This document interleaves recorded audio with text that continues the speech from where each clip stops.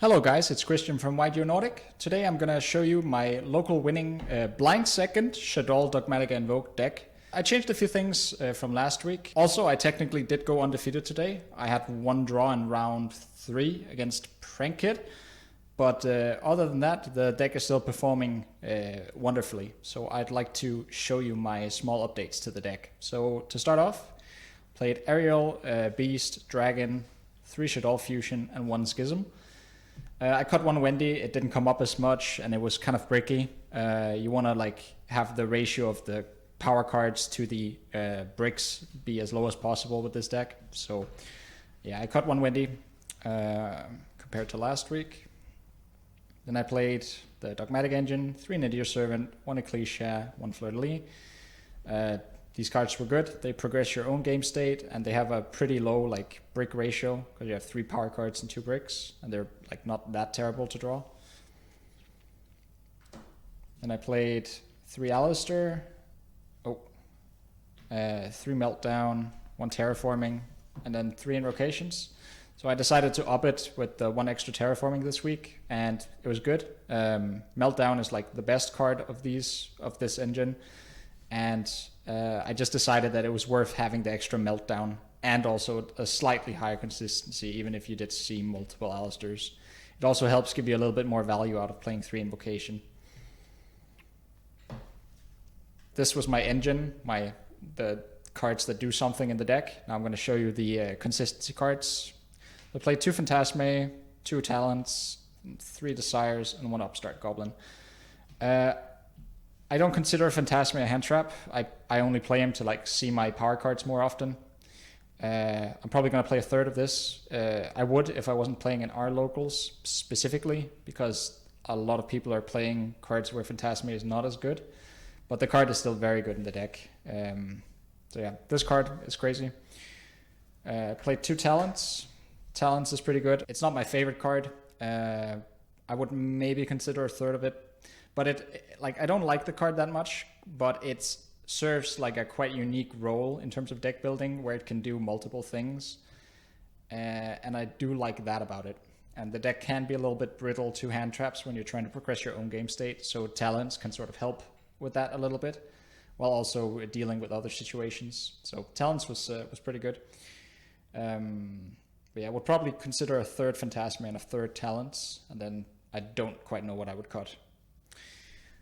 Played 3 Desires and 1 Upstart. Upstart because you want to see the good cards more often, and 3 Desires because you want to see more power cards and stuff like that. I was playing Prosperity as well, but I cut it for the Talents because it had a bit more synergy with the deck. Next, the go second blowout counter cards. Played, by the way, I think hand traps are terrible right now, so I don't play any. And as I said, I don't consider Phantasme a hand trap. So yeah, no hand traps. I played Pankratops, 3 Lightning Storm, 3 Droplet, and 3 Dark Ruler. And yeah, all these cards are good.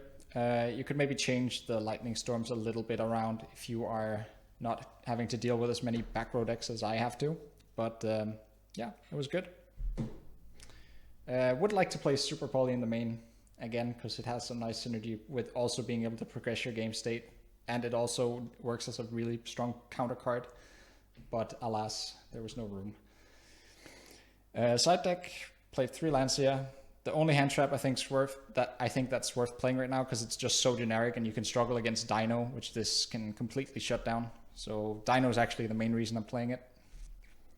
3 Cosmic, 1 Duster, 1 Emily. You want to have some cards that are good to side in if you don't know if you're going first or not, and Cosmic sort of fits the bill.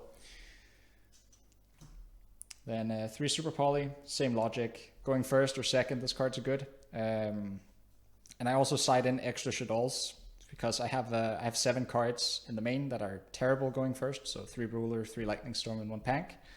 And I can side these out for these. So 3 Super Poly and 2 Wendy, 2 Squamata. And this means my win condition going first is just having a win that sticks, and that can happen more often when you side in this stuff. So that's why I play that.